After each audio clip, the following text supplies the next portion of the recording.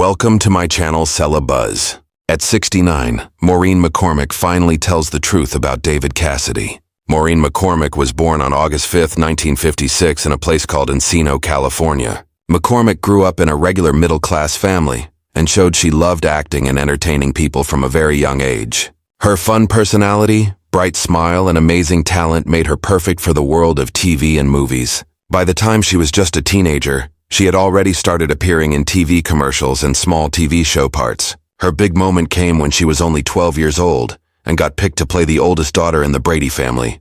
This role would make her super famous and turn her into a name everyone knew. The Brady Bunch became a show that everyone loved right away. It had funny family stories that people of all ages enjoyed watching. As Marcia Brady, McCormick played the perfect American girl who was pretty, nice, popular, but also had problems just like regular kids. Her acting brought warmth and charm to the character. When she said famous lines like "Marcia, Marcia, Marcia," it made her a part of TV history forever. The show was fun and light, which made families feel good during a time when America was going through lots of changes. McCormick's character played a big part in making the show so special. Even many years later, people still watch old episodes and new shows based on the Brady Bunch. This means new kids keep discovering and loving her character, Marcia. Maureen McCormick became super famous because she played Marcia Brady on the amazing TV show The Brady Bunch. This show was on TV from 1969 to 1974. Marcia was the perfect American teenage girl. She was beautiful, fun to be around, and sometimes got into little bits of trouble. This character made millions of people fall in love with her across many different generations of viewers. McCormick was so good at playing a character that felt real, but also like someone you wanted to be like. This made her stay popular for a very long time. People didn't just love her in America, but all around the world because the Brady Bunch became something everyone knew about. The show was so popular that it inspired reruns, toys and merchandise, and even live stage shows. The character was loved so much that it led to many spin-off shows and special TV movies. In 1981, this popularity turned into a miniseries called The Brady Brides. This show followed what happened to Marcia and Jan after they got married as adults. That same year, there was a made-for-TV movie called The Brady Girls Get Married that let McCormick reach even more people. This showed that the public still really wanted to see more Brady family stories, especially what happened to Marcia as she grew up. These new shows proved that the original series would never get old, and that Maureen McCormick was the main reason the Brady legacy stayed so strong. But when the Bradys started in 1990 as a new version of the Brady Bunch, McCormick had to make a tough choice between her work and her personal life. By that time, she had just had a baby daughter. This meant she couldn't come back to play her beloved character Marcia Brady again. Both fans and the people making the show really missed having her there. This showed the special problems that child stars often face when they grow up and become adults. McCormick stepping away from the series showed how hard it can be to balance work opportunities with taking care of your family. This is something many actors who became famous when they were young have to deal with.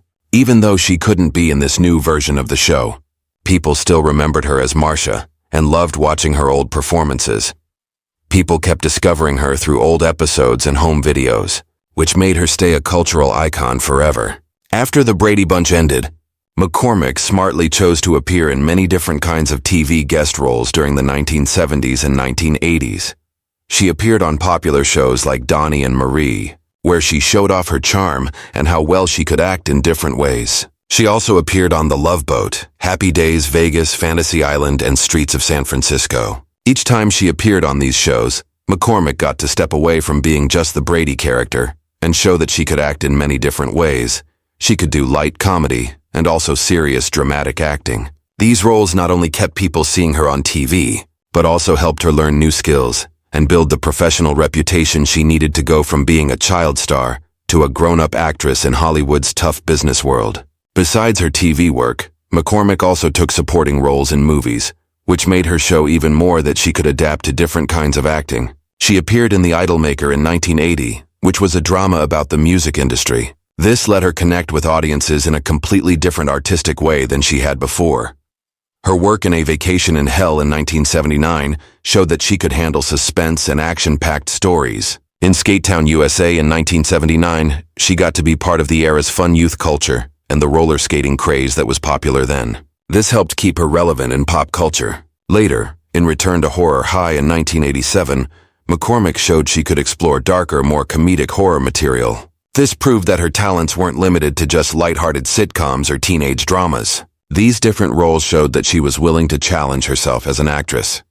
She wanted to grow beyond her early fame while keeping the friendly, relatable qualities that made millions of people love her in the first place. Even with all her professional successes, McCormick's journey hasn't always been easy. Like many child stars, she faced personal struggles after becoming famous. She has talked openly about her fights with addiction, feeling insecure about herself, and the challenges of being typecast as Marsha Brady long after the show ended. In her very honest memoir called Here's the Story, Surviving Marsha Brady and Finding My True Voice, she told readers about the good times and bad times.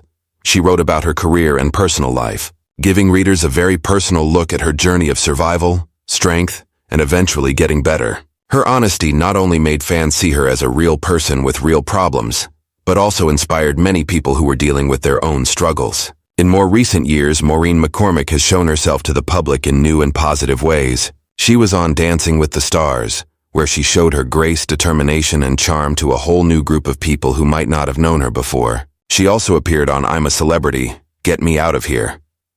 She co-hosted a home renovation show called Frozen in Time that showed her love for creativity and design. Through these new TV appearances, she proved that her talent and appeal have lasted across many different generations of viewers. Maureen McCormick, who everyone knows best for playing Marsha Brady on the beloved 1970s sitcom The Brady Bunch, went through a complicated and often painful journey in both her personal and professional life once the cameras stopped filming.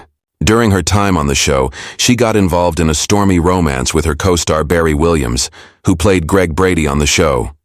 Their relationship was passionate, but also very difficult and unstable.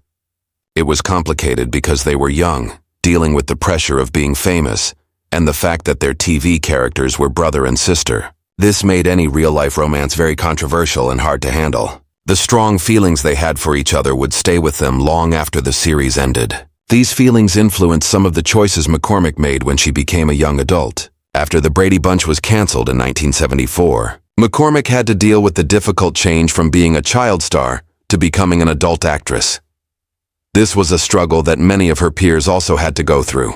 Unfortunately, she found herself getting into a dangerous lifestyle that involved using cocaine and Quaaludes. These drugs were easy to get in Hollywood at that time. They used up all her energy, made her see herself in a distorted way, and ultimately destroyed her once promising career. Instead of using her fame and talent to get better roles, McCormick missed out on major opportunities because of her addiction. She would often fail to show up to auditions or arrive too impaired by drugs to perform well.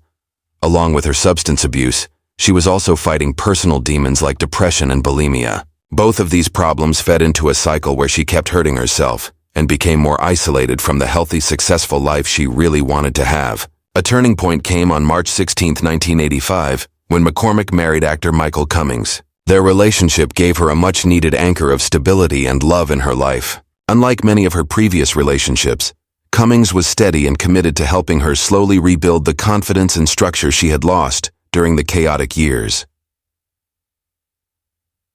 Together, they welcomed their only child, Natalie Michelle, in 1989. Having a baby was an event that completely changed McCormick's outlook on life. Being a mother gave her both responsibility and purpose, which motivated her to pursue a healthier and more balanced way of living. Recognizing that she needed to face her inner battles, McCormick went into therapy and rehabilitation programs. There she began the long and painful process of getting better. Professional treatment helped her deal with both her addictions and the psychological scars left from years of depression and bulimia. She was given antidepressants like Prozac, which helped stabilize her mental health and allowed her to better cope with her struggles. Just as importantly, McCormick never lost the support of her Brady Bunch family. The cast, who had grown close during their years working together, continued to serve as like a surrogate family in her adult life. They offered encouragement, understanding, and friendship when she needed it most. Their lasting bond reminded her that despite the hardships she faced, she was not alone. The shared legacy of the Brady family carried with it a message of strength, forgiveness, and love. Through a combination of love, therapy, medication, and friendship, Maureen McCormick slowly put her life back together piece by piece. Her journey was not without setbacks, but her courage to face her past and embrace recovery stands as proof of her strength. Today, her story serves as both a warning about the dangers of fame and addiction and an inspiring example of how determination and the support of loved ones can bring someone back from the edge of self-destruction to a life filled with purpose and healing. At 69, Maureen McCormick finally decided to break her silence about her long-rumored connection with teen idol David Cassidy. This was a subject that had fascinated fans of both stars for many decades. For years, people had wondered and speculated about whether the two had shared more than just a friendship during the height of their fame in the 1970s.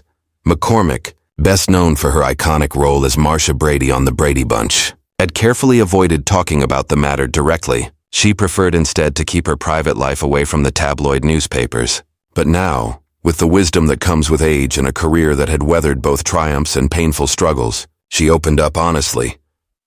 She revealed what really happened behind the scenes between her and David Cassidy. In her interview, McCormick explained that she and Cassidy first met at publicity events in the early 1970s, when both were at the absolute peak of teen stardom. Cassidy, with his role as Keith Partridge on The Partridge Family, was America's ultimate heartthrob that every teenage girl loved. Meanwhile, McCormick was seen as the perfect golden girl next door. "We were both living in this whirlwind of fame," she admitted. "Everywhere we went, there were crowds, screaming fans, and people who expected us to be perfect. It was exciting and intoxicating, but it was also incredibly isolating and lonely." The two young stars found comfort in each other's company because they understood the pressures of fame in ways that outsiders never could. McCormick admitted that Cassidy was much more than just a casual acquaintance or friend. "Yes, David and I had a connection," she finally revealed after decades of keeping it secret. "It wasn't a long romance, but it was very real in that moment. He made me laugh. He made me feel seen and understood, and he was someone I could trust when the cameras weren't rolling and we could just be ourselves." Her words, spoken with both tenderness and a touch of sadness, painted a picture of a brief but very meaningful bond between two young people. McCormick also acknowledged that she had kept the relationship private, not only out of respect for Cassidy, but because of the squeaky clean image she was required to maintain at the time. "Back then, the studios wanted us to look squeaky clean, almost untouchable," she explained. "If it had come out that I was dating David or even close to him in that way, it might have created total chaos. They didn't want their teen idols having normal relationships. They wanted us to remain a fantasy." She admitted that having to keep the secrecy was hard to bear, but both she and Cassidy understood they had to protect their careers. Reflecting on Cassidy's struggles later in life, including his battle with alcoholism and the declining health that eventually led to his passing in 2017, McCormick's voice carried a deep note of sadness. "I wish I could have been there more for him," she said with regret.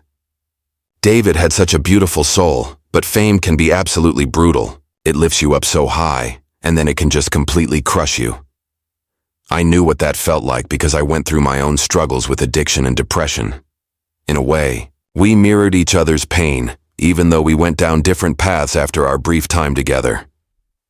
McCormick's revelation was not about creating scandal, but rather about humanizing a chapter in both of their lives that had long been shrouded in mystery and myth. It wasn't about tabloid romance or sensational headlines, she insisted firmly.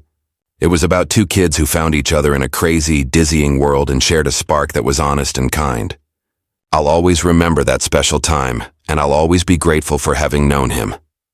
At 69, her willingness to speak openly reflected the maturity of someone who had come to terms with her past. McCormick emphasized that she wanted fans to see Cassidy not just as the teen idol who graced magazine covers and bedroom walls, but as a complex, sensitive person who left an indelible mark on those around him.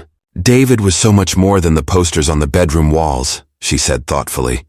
"He was funny, generous, and he carried a lot more weight on his shoulders than people ever knew or understood." For fans, McCormick's words served both as a touching tribute to a lost friend and a long-awaited confirmation of rumors that had lingered for half a century. While she didn't sensationalize the relationship or make it sound more dramatic than it was, she gave it the dignity and authenticity that it deserved. "The truth is simple," she concluded with a gentle smile. "David Cassidy was special to me, and that's something I'll cherish forever in my heart."